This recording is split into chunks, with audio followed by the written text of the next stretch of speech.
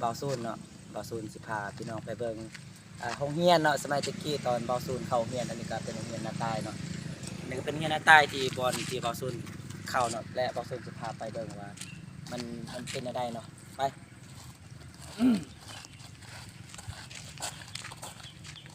สมัยตะกี้เบาซูนก็โรงเรียนบนเบาซูนเขาก็เป็นบนนั่นเนาะแต่ว่าตัวนี้บ่เห็นแล้วเนาะเพราะว่าเขามางแล้วเนาะแล้วเขาเฮ็ดโรงเรียนใหม่เนาะอันนี้ก็จะเป็นเดินอันนี้ก็เป็นบอนเขาที่บ้านเนาะนี่เนาะแต่ตอนนี้บ่มีแล้วบ่ที่บ้านแต่โรงเรียนหลังนี้ก็เป็นบอนที่เขาสร้างใหม่เนาะตัวนี้เนาะแต่สมัยเบาซูนเขาก็ยังบ่ทันเฮ็ดเนาะโรงเรียนตัวนี้เนาะ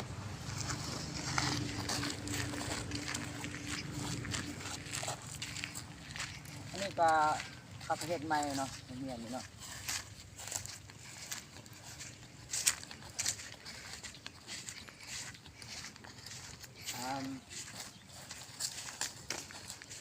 นี่ก็เบื้องนี้ก็อาจจะเป็นโรงเรียนประถมเนาะโรงเรียนประถมแล้วก็อันนี้ก็จะเป็นโรงเรียนมัธยมเนาะ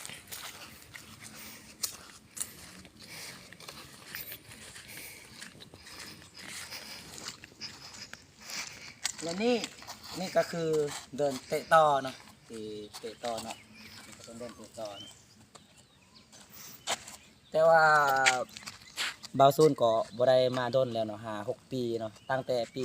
2018เนาะที่บาวซูนก็บ่ได้มาเนาะอันนี้ก็เป็นปี2025แล้วเนาะ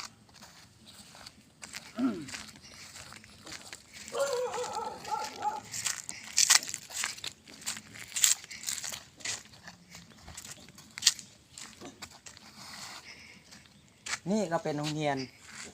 ป .5 เนาะห้องป .5 เนาะ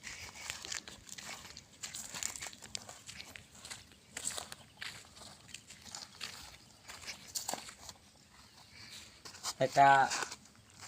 นี่ก็จะเป็นโรงเรียน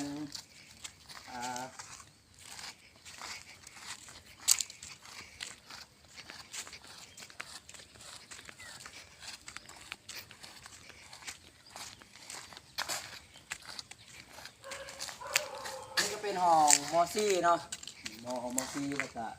ม .3 ม .2 ม .1 เนาะต่อไปเนาะอันนี้ก็คือโรงเรียนเนาะอยู่ทางนั้นก็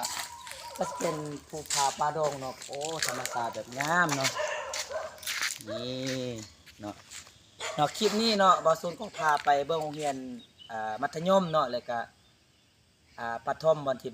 บาวซูนอยู่เนาะแต่เทื่อหน้าบาวซูนจะพาไปเบิ่งในถ้ำเนาะว่าสิมีหยังแหน่เนาะไป